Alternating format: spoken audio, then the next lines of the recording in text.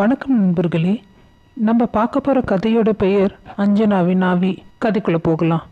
சீதா, நரேஷ் இவங்க 2 பேரும் புதுமண தம்பதியினர். 6 மாதம்தான் ஆச்சு கல்யாணம் ஆகி. நரேஷ்க்கு டிரான்ஸ்ஃபர் கிடைச்சிது. புது ஊருக்கு 2 பேருமே வந்தாங்க. அப்போது மனைவி சீதா கேட்டா, ஏங்க வீடு பார்த்துட்டிங்களா? அதுக்கு நரேஷ், வீடும் பார்த்தாச்சு, பணமும் தந்தாச்சு, 2 தெரு தள்ளி தான் இந்த வீடு இருக்குது, வாடகையும் கம்மி, வீடு பார்க்க ரொம்ப நல்லா இருக்கும், உனக்கே இந்த வீடு ரொம்ப பிடிக்கும்னு சொன்னான். சரிங்க, அத்தை மாமாலாம் எப்போ வருவாங்க?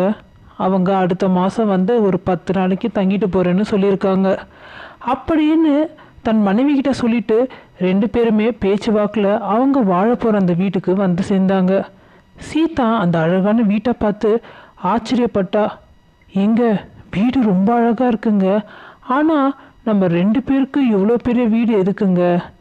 உடனே நரேஷ் சீதா கிட்ட, அதை பற்றி ஏன் யோசிக்கிற, அதை விடு, இவர் தான் வாட்ச்மேன் வரதன், உனக்கு எதனா வாங்கணும் கொள்ளணும்னா இவர்கிட்ட சொல்லி இவர் வாங்கி தருவார், வா உள்ளே போகலாம். சீதா வீட்டுக்குள்ளே வலது காலை எடுத்து வைக்க கருப்பு பூனை திடீர்னு குதிச்சுது. பயந்து போனா சீதா.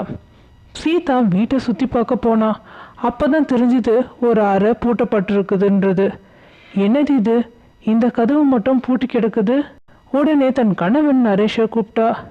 என்னங்க இங்கே வாங்கல, என்ன எதுக்கு கூப்பிட்ட? இந்த ரூம் சாவி எங்கங்க? ஓனர்கிட்ட இருக்கு. என்னங்க சொல்கிறீங்க? ஓனர் சொன்னார் இந்த ஸ்டோர் ரூமில் அவருடைய பொருள்லாம் இருக்கான், இதோட சாவி அவர்கிட்ட தான் இருக்குது. அப்படியா? நான் கூட என்னவோ ஏதோன்னு பயந்துட்டேங்க. அப்படி நீ என்ன நினச்ச? அதெல்லாம் ஒன்றும் இல்லைங்க. பரவாயில்ல சொல்லு. இல்லை, அந்த ரூம்குள்ளே பேய் இருக்குமோன்னு சந்தேகம், அதான். சத்தமாக சிரிச்சான் நரேஷ். பேயா? அப்படிலாம் ஒன்றும் இல்லை, தேவையில்லாமல் யோசிக்காதம்மா, சரியான்னு சொல்லிட்டு அவன் போயிட்டான். சீதாக்கு கொஞ்சம் பயம் இருந்துக்கிட்டே இருந்தது. ஆனால் எந்த பிரச்சனையுமே இல்லாமல் அவங்க சந்தோஷமாக தான் இருந்தாங்க. 2 மாதம் வேகமாக போச்சு. அன்னைக்கு ஒரு நாள் சீதா வீட்டை பெருக்கிட்டு இருந்தா. அப்போது திடீர்னு அந்த ஸ்டோர் ரூமில் இருந்து சத்தம் வந்துச்சு. எலியா இருக்குமோன்னு நினச்சி அதை அவள் பெருசாக எடுத்துக்கல. உடனே சமையல் அறைக்க வந்துட்டா. சீதா சமைச்சிக்கிட்டு இருக்கும் பொழுது அவள் பின்னால் யாரோ நிற்கிறது போல் அவளுக்கு தோணுச்சு. திரும்பி பார்த்தா யாருமே இல்லை. அவளுக்கு பயமாக இருந்தாலும் அதை வெளியில் காட்டிக்கல. சமையல் முடிஞ்சதும் தோட்டத்துக்கு போய் செடிகளெல்லாம் பார்த்துக்கிட்டு இருந்தா. அப்போது அவளோட பெயரை யாரோ அவள் காதில் சொல்கிற மாதிரி இருந்துச்சு. திரும்பி பார்த்தா யாருமே இல்லை. நைட்டு வேலை முடிச்சுட்டு வந்த நரேஷ்கிட்ட இதை பற்றி சொன்னான். அதுக்கு நரேஷ், எதுக்கு தேவையில்லாமல் யோசிச்சுட்டு இருக்க, அதெல்லாம் ஒன்றுமே இல்லை. இல்லைங்க, இங்கே என்னமோ இருக்குங்க, பேசாமல் நம்ம வேறு வீட்டுக்கு போயிடலாமா? நரேஷோட முகம் மாற ஆரம்பிச்சுது. சீதா, எதுக்கு இப்படி பேசுகிற? இல்லைங்க, இந்த வீட்டில் ஏதோ இருக்கிற மாதிரி தோணுதுங்க, எல்லாமே உன் கற்பனை தான். நம்ம வர்றதுக்கு முன்னாடி மாணிக்கம் மணிமேகலை என்ற கணவன் மனைவி 2 பேரும் இங்கே தான் இருந்தாங்க. அவங்க வீடு காலி செஞ்சதுக்கப்புறம் தான் நம்ம வந்தோம். இன்னும் சொன்னால் நான் வீடு பார்க்க வரும்போது அவங்க வீடு காலி பண்ணிட்டு இருந்தாங்க. நானும் அவங்கக்கிட்ட பேசினேன், நீ பயப்படுற மாதிரி எதுவும் இல்லை. இப்படி சொல்லி சீதாவை பேச விடாமல் தடுத்தான். என்னதான் அவன் சொன்னாலும் சீதாவுக்கு பயம் போகவே இல்லை. அன்னைக்கு ஞாயிற்றுக்கிழமை. நரேஷ்க்கு கறி குழம்புனா ரொம்ப பிடிக்கும். அதை பண்ணிக்கிட்டு இருந்தா. அவளுடைய அம்மா கிட்ட இருந்து கால் வந்துச்சு. பேசிட்டு கிச்சனுக்கு வந்தவளுக்கு அதிர்ச்சி. பாத்திரம் இருக்குது, ஆனால் கறி குழம்பு இல்லை, ஸ்டவ் ஆஃபில் இருக்குது. சீதாவுக்கு ஒன்றுமே புரியலை. பயத்தில் அப்படியே நின்றுட்டு இருந்தா. உடனே வாட்ச்மேன் வரதன் கிட்ட கறி வாங்கிட்டு வர அனுப்புனா. அவர் போனதும் உள்ளே போகலாம்னு நினைக்கும்போது கீரை விற்கிற பாட்டி வரதை பார்த்து கீரை வாங்கலாம்னு யோசிச்சவ அவங்கள கூப்பிட்டா. பாட்டி, அரைக்கீரை இருக்கா? இருக்குமா, 2 கட்டு தாங்கன்னு கேட்டா. நீ இந்த வீட்டுக்கு புதுசாக வந்திருக்கியாம்மா? ஆமாம் பாட்டி. இங்கே இருக்கிறவங்க உங்ககிட்ட கீரை வாங்கினது இல்லையா? பாட்டி சிரிச்சாங்க. ஆளிங்க இருந்தால் தானே கீரை வாங்க முடியும், இந்த வீடு தான் 3 வருஷமாக பூட்டி இருந்துச்சு. சீதா சிரித்தபடி, பாட்டி, நான் வரதுக்கு முன்னாடி ஒரு குடும்பம் இங்கே இருந்துச்சு. பாட்டி அவளை பார்த்தாங்க. என்னம்மா சொல்கிற? 30 வருஷமாக நான் இங்கே கீரை விற்கிறேன், எனக்கு தெரியாததா? இந்த வீட்டில் ஒரு பொண்ணு இருந்தா, பேர் அஞ்சனா. பார்க்க அழகாக இருப்பா. வாரத்துக்கு 3 வாட்டி என்கிட்ட தான் கீரை வாங்குவா. நல்லா பேசுவா. கடைசியாக என்கிட்ட பேசும்போது எனக்கு கல்யாணம் ஆக போகுது பாட்டின்னு சொன்னான். அதுக்கப்புறம் அவளை நான் பார்க்கவே இல்லைம்மா. வீட்டு ஓனர்கிட்ட காலி செய்கிறேன்னு சொல்லியிருப்பாங்க. இல்லைம்மா, இது அவளுடைய சொந்த வீடு. என்ன பாட்டி சொல்கிறீங்க? ஆமாம், ஆனால் அதுக்கப்புறம் யாருக்கு அதை விற்றான்னு தெரியலை. ஆமாம் பாட்டி, உங்கள் பேர் என்ன? என் பேர் வைதேகிம்மா. உன் பேர்? என் பேர் சீதா பாட்டி. அப்படியா, நல்லதும்மா. சில பேர் அவள் செத்துட்டான்னு சொல்கிறாங்க, சில பேர் அவள் வெளியூர் போயிட்டதா சொல்கிறாங்க. எது உண்மைன்னு தெரியலம்மா. ஆனால் அவள் எங்கே இருந்தாலும் நல்லா இருக்கணும்னு தாம்மா நான் நினைக்கிறேன்.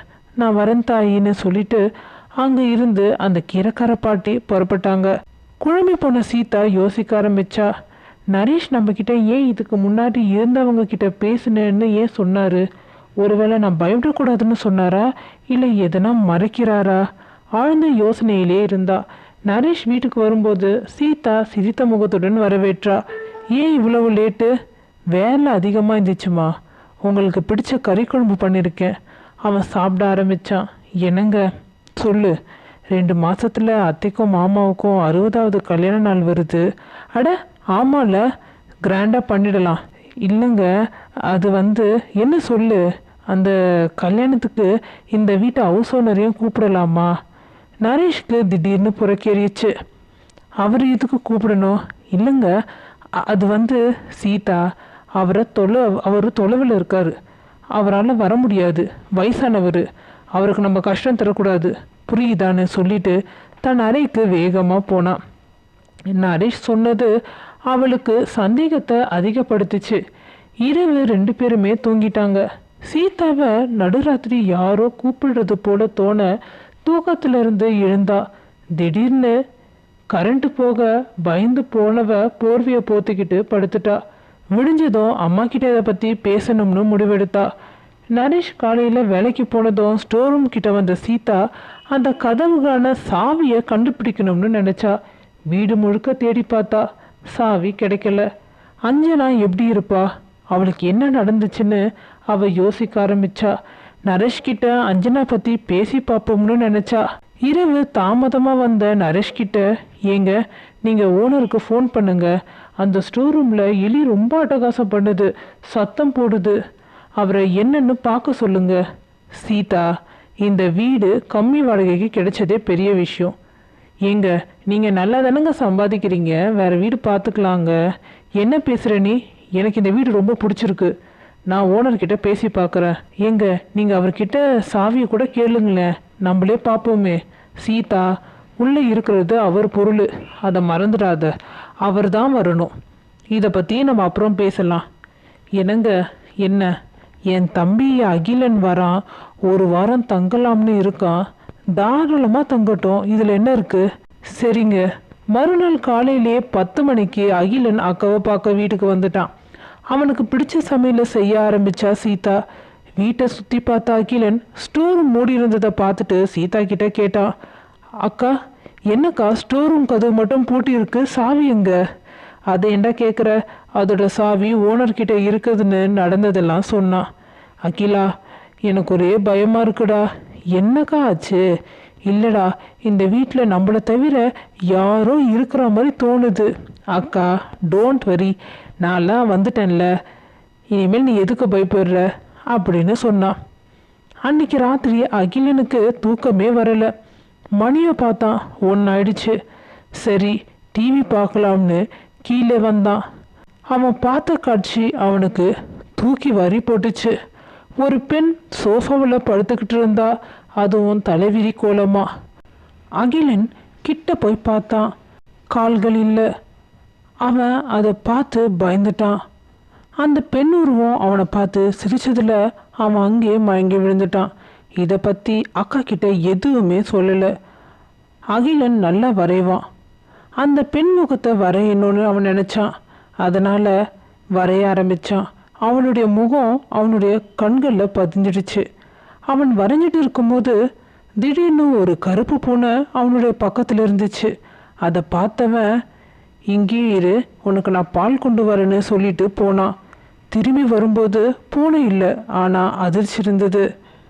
அவன் அந்த பொண்ணை வரைஞ்சி முடிச்சுட்டு தான் பால் கொண்டு வர கீழே போனான். ஆனால் அவன் வரைஞ்ச அந்த பெண் கையில் ஒரு கருப்பு பூனை இருக்கிற மாதிரி இருந்துச்சு.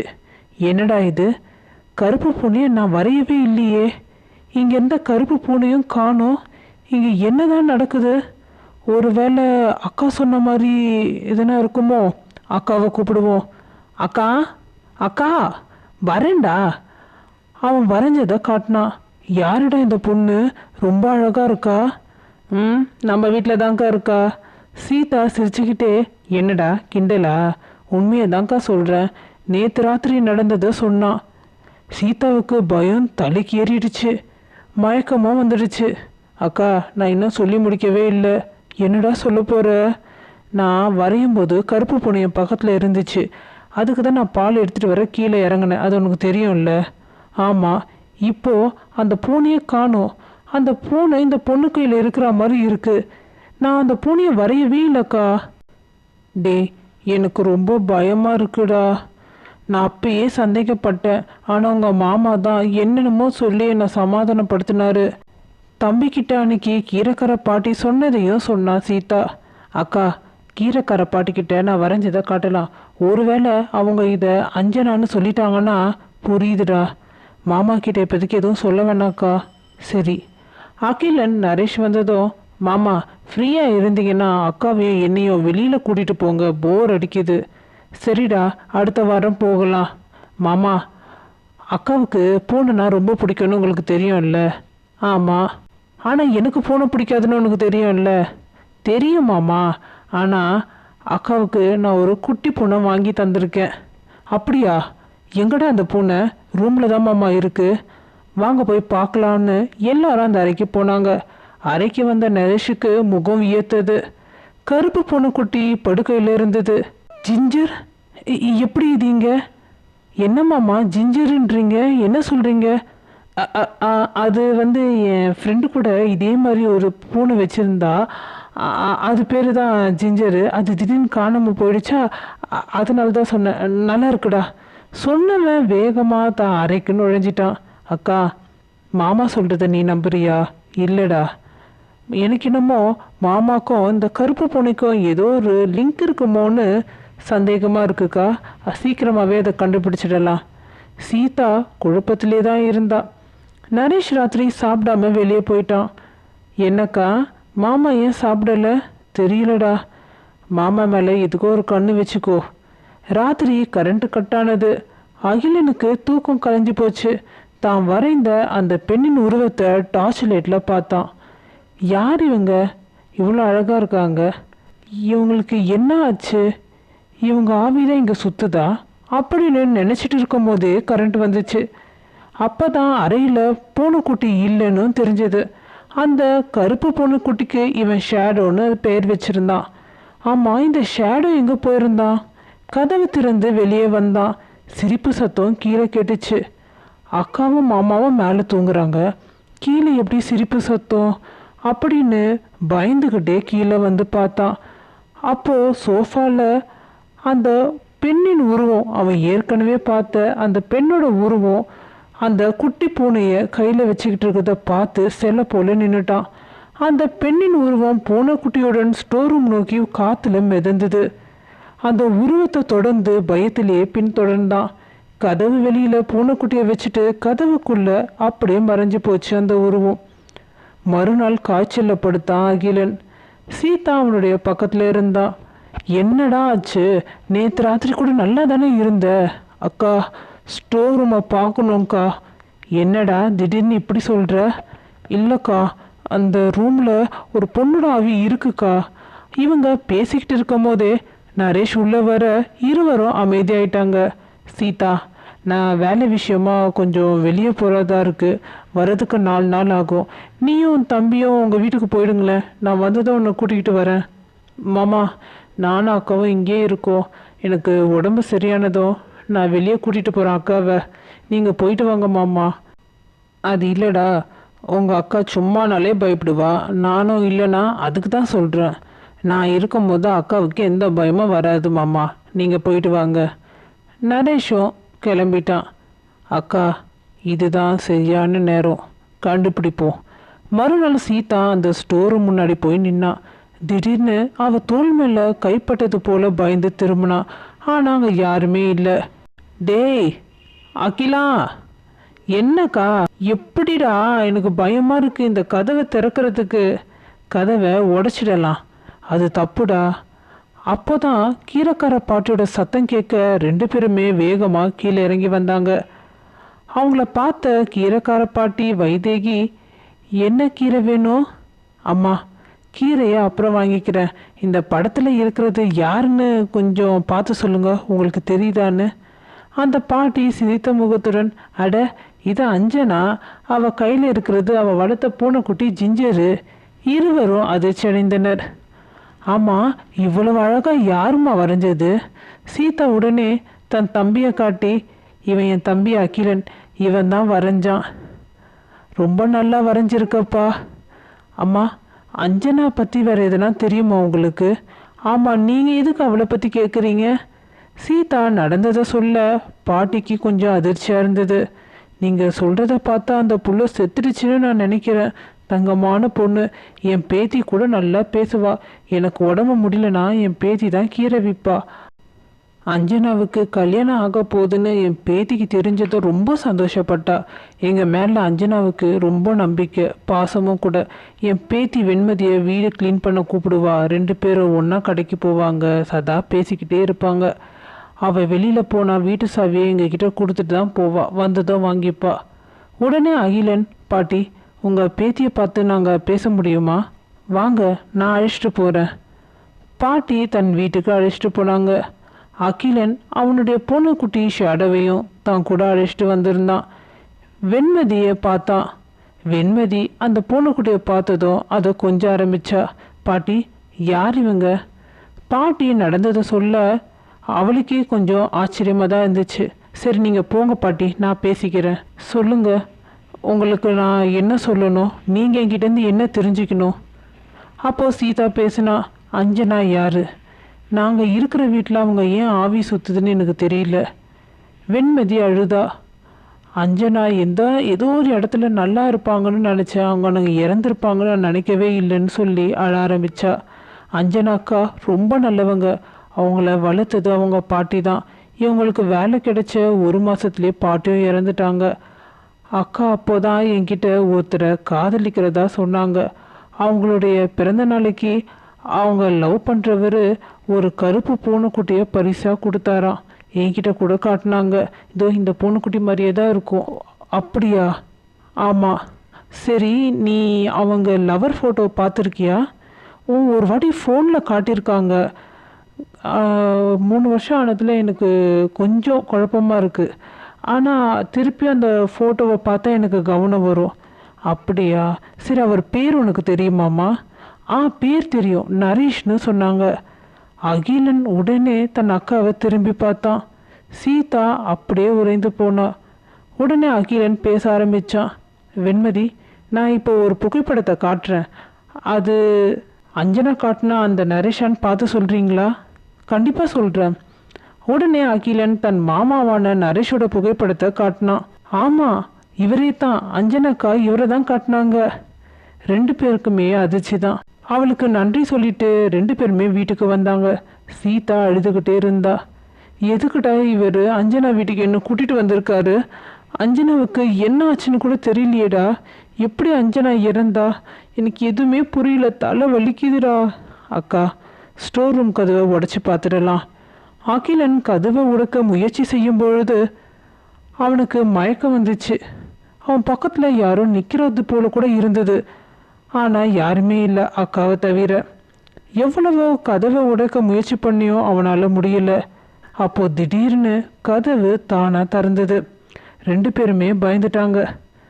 2 பேருமே உள்ளே போனாங்க. அந்த அறைக்குள்ள அஞ்சனாவோட புகைப்படம் இருந்துச்சு, புத்தகங்கள் இருந்தது. அக்கா, பயப்படாத, எல்லாமே நமக்கு நல்லதாக தான் அமையுது. நம்ம தெரிஞ்சுக்கணுன்றதுக்காக தான் இந்த கதவு திறந்துருக்கு. நல்லா தேடு, எதுனா கிடைக்கும். சீதாவும் தேட ஆரம்பிச்சா. அப்போ தான் அஞ்சனாவும் நரேஷும் இருக்கிற திருமண புகைப்படம் கிடைச்சிது. டேய், இங்கே வந்து பாருடா, மாமா நம்மளை ஏமாத்திட்டாருடா. திடீர்னு கருப்பு பொண்ணு உள்ள நுழைஞ்சுது. அது ஒரு பேக் மேலே நகத்தால கீறிக்கிட்டு இருந்தது. அகிலன் அதை கவனிச்சான். உடனே பேகை திறந்து பார்த்தான். அதில் 2 லெட்டர் இருந்தது. முதல் லெட்டரை எடுத்தான். அக்கா, இது மாமாவுக்கு தான் அவங்க எழுதியிருக்காங்க, ஆனால் அனுப்பலை. என்னன்னு படிடா. அன்புள்ள நரேஷ்க்கு, எப்பொழுது என்னை பார்க்க வருவீங்க? நான் உங்ககிட்ட சந்தோஷமான விஷயத்த சொல்ல காத்துக்கிட்டு இருக்கேன். நாம் 3 பேராக மாறப்போகிறோம். ஜிஞ்சர் எனக்கு துணையாக இருக்கான். நீங்கள் சொன்னது போல் இந்த வீட்டை உங்கள் பேரில் நான் எழுதி வச்சிட்டேன். எனக்கு எதுவுமே வேண்டாங்க. நீங்களும் நம்ம குழந்தை இருந்தால் போதும். அக்கா, இந்த லெட்டரில் இதுதான்க்கா இருந்தது. டேய், 2வது லெட்டர் படி. அக்கா, இதில் மன நிம்மதிக்காக இறந்த பாட்டிக்கு நான் எழுதியதுன்னு இருக்கு. படிடா. பாட்டி, நரேஷ் என்னை ஏமாத்துறாரு. ஜிஞ்சரும் திடீர்னு இறந்துட்டான். என்னால் தாங்க முடியலை. நான் அவரை நாளைக்கு வர சொல்லியிருக்கேன். அவருடைய அப்பா அம்மா கிட்ட அவர் எங்களுக்கு நடந்த கல்யாணத்தை சொல்லலைன்னா நான் நேராக அவங்க வீட்டுக்கே போயிடலான்னு இருக்கேன்னு சொல்ல போகிறேன். என்கிட்ட இருந்த நகை, பணம், வீடு எல்லாத்தையும் வாங்கிக்கிட்டு இப்போ என்னை ஒதுக்குறாரு பாட்டி. அது மட்டும் இல்லாமல் அவருக்கு வேற ஒரு பெண் கூட தகாத உறவு இருக்கிறதா என் ஃப்ரெண்ட்ஸ்லாம் சொன்னாங்க. நான் நம்பலை. ஆனால் நானே நேரில் பார்த்தேன். அவர் என்னை ஏமாற்ற பார்க்குறாரு பாட்டி. நாளைக்கு அவரை வர சொல்லியிருக்கேன். நல்ல முடிவு கிடைக்கும். என்ன நடந்ததுன்னு நான் எழுதுகிறேன் பாட்டி உங்களுக்கு. இதுதான்க்கா இருக்குது.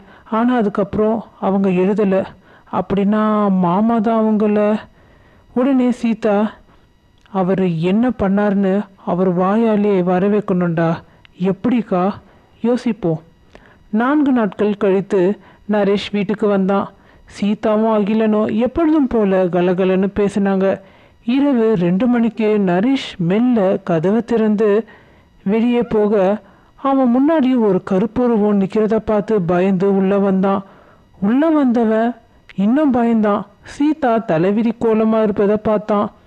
வா நரேஷ், உன்கிட்ட சந்தோஷமாக பேசி சிரிச்சு ரொம்ப வருஷம் ஆகுது. வா. ஏய், யார் நீ? நீ சீதா இல்லை. என்ன அடையாளம் தெரியலையா? நான் தான் உன் அஞ்சனா.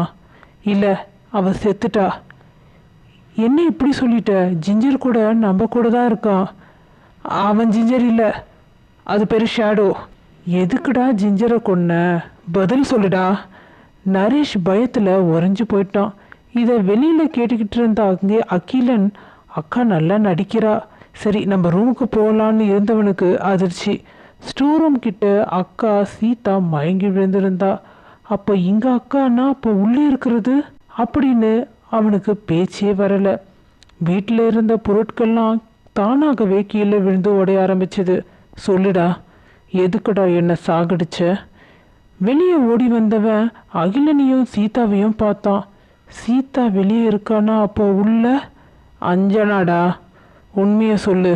அப்போ உடனே சீதா, அஞ்சனாவை என்ன பண்ணீங்க? நரேஷ் சிரிச்சான். அப்போது அஞ்சனாவை நான் தான் கொண்டுட்டேன்னு உனக்கும் தம்பிக்கும் தெரிஞ்சிடுச்சு. அப்படின்னா நீங்கள் 2 பேரும் உயிரோடவே இருக்கக்கூடாதே. மாமா, உங்களுக்கு என்ன பைத்தியமாக பிடிச்சிருக்கு? டேய், இவர் என்னடா நம்மளை பண்ண முடியும்? இவரால் நம்மளால் ஒன்றும் பண்ண முடியாதுடா. எவ்வளோ பொய். இந்த வீடே இவர் பேரில் தான் இருக்குது, ஆனால் வாடகை வீடுன்னு பொய் சொல்லியிருக்காரு. நரேஷ் சீதா மீது அடிக்க பாய்ந்தான். அகிலன் தடுத்தான். அகிலனை அடிக்க அவன் வளர்க்குற அந்த பூனைக்குட்டி ஷேடோ கோபத்தில் நரேஷோட காலை கடிக்க அதை காலால் எட்டி உதைக்க உடனே கருப்பு உருவம் வேகமாக வந்து நரேஷ் முன்னாடி நின்று அவனை பலார் பலார்னு அடிச்சுது. வாயிலா ஜீவன் கிட்ட உன் கோவத்தை காட்டுறியே, நீ எல்லாம் ஒரு மனுஷனா? உடனே அகிலன் ஷேடோவை தூக்குனா. நல்ல நேரம். ஷேடோவுக்கு எதுவுமே ஆகலை. இவனுக்கு தண்டனையை நான் தரேன். நீங்கள் 2 பேரும் பூனைக்குட்டியோட இந்த வீட்டை விட்டு போங்க. அப்போ உடனே நரேஷ் சிரிச்சான். அஞ்சனா, உன்னால் என்னை எதுவுமே பண்ண முடியாது. நீ எப்போவும் இந்த பூட்டி இருக்கிற கதவுல தான் இருக்கணும். உன்னை கட்டுப்படுத்த பூஜை நடக்குது. 4 நாள் நான் எங்கே வெளியில் போனேன்னு நினைக்கிறேன்? நானும் என் காதலி விமலாவும் எப்படி இருந்தாலும் நீ வெளியே வந்திருப்பேன்னு எனக்கு தெரியும். உன்னை அடக்க தான் பூஜைக்காக எல்லா வேலையும் செஞ்சுக்கிட்டு இருந்தோம், ஏற்பாடும் பண்ணிட்டோம். சீதா கதையை முடிக்க அவள் எனக்கு யோசனையும் தந்துட்டா. ஆனால் அவள் தம்பி கதையை முடிக்க தான் எனக்கு சொல்லலை. சரி பார்த்துக்கலான்னு சொல்ல சொல்ல அஞ்சனாவோட கருப்பு உருவம் மெல்ல மறைய ஆரம்பிச்சுது. அதை பார்த்த அகிலன் சீதாவை நோக்கி, அக்கா நீ முதல்ல இங்கேருந்து போ, இவனை நான் பார்த்துக்கிறேன். என்னடா மாமா போய் இப்போ அவன் இவன் பேசுகிற, உனக்கெல்லாம் எதுக்குடா மரியாதை? அக்கா நான் சொல்கிறேன்ல, நீ போன்னு சொல்ல வேகமாக சீதா வர, அப்போது கதவை திறந்து ஒரு பெண்மணி உள்ளே வந்தா. வா விமலா, உனக்காக தான் காத்துட்டு இருந்தா, வா. இதை பார்த்ததும் சீதா அப்படியே நின்றுட்டா. நரேஷ் நீங்கள் போய் சீதாவை பார்த்துக்கோங்க, நான் இந்த சின்ன பையனை நான் பார்த்துக்கிறேன்.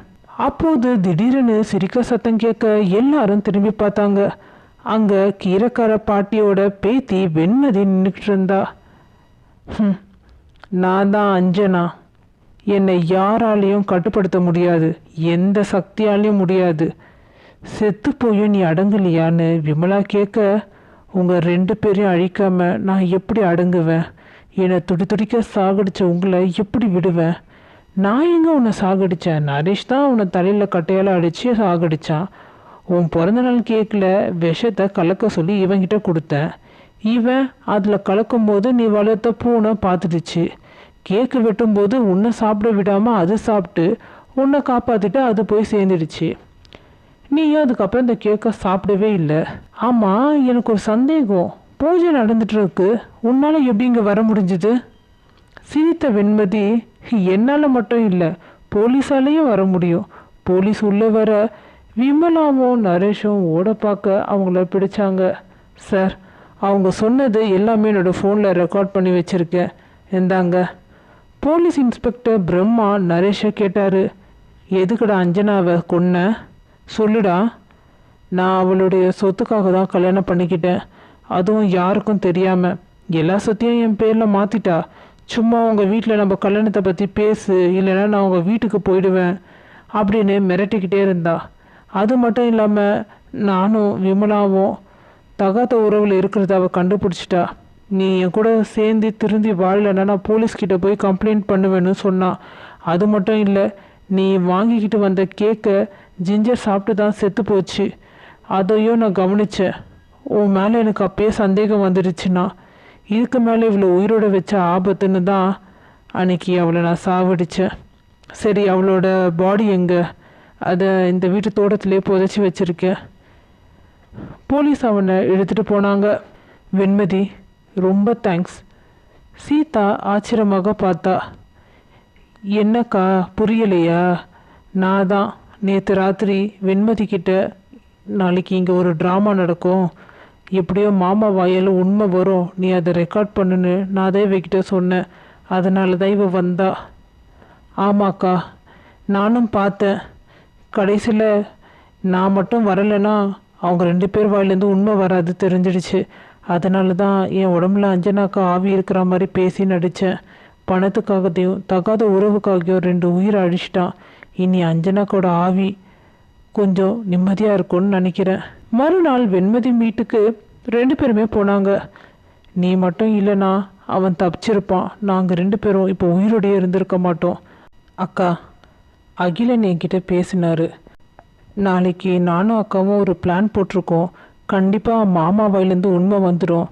அதை நீ தான் உன்னோட ஃபோனில் ரெக்கார்ட் பண்ணணும்னு என்கிட்ட சொன்னார். நானும் அதனால தான் வீட்டுக்குள்ளேயே இருந்தேன்.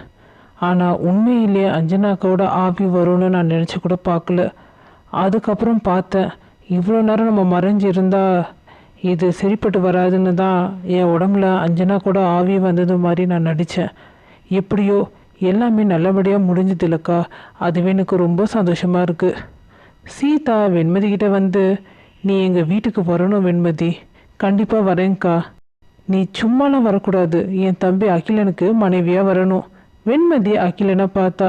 நீங்கள் 2 பேருமே விரும்புகிறது எனக்கு தெரியும் அப்படின்னு சொல்ல, உடனே அகிலன் வெண்மதி கிட்ட பூனைக்குட்டி ஷேடோவை தந்தான். வெண்மதி, இனிமேல் ஷேடோவை நீ தான் பார்த்துக்கணும், என்ன சொல்கிற? வெண்மதி, கண்டிப்பாக இனிமேல் இவனை நான் நல்லா பார்த்துப்பேன்னு சொல்லி எல்லாரும் சிரித்தாங்க. அப்போது சீதா பாட்டிக்கிட்ட பேச ஆரம்பித்தா. பாட்டி, நீங்களும் உங்கள் பேத்தியும் எங்கள் கூடயே ஊருக்கு வந்துடுங்க. எனக்கு இந்த வீடு எதுவுமே எனக்கு வேண்டாம். நம்ம எல்லாரும் ஒன்றா இருக்கலாம். கண்ணு, உன்னோட வாழ்க்கை போச்சேம்மா. எனக்கு நீங்களாம் இருக்கீங்க. அது மட்டும் இல்லாமல் எனக்கு துணையாக என் குழந்தையும் வரப்போகுது. அகிலன் சந்தோஷப்பட்டான். அக்கா, நீ சொல்லவே இல்லை. எங்கடா, இந்த நடந்த விஷயத்தில் எனக்கு எதுவும் சொல்ல தோணலை. பாட்டி திஷ்டி சுற்றி போட்டாங்க.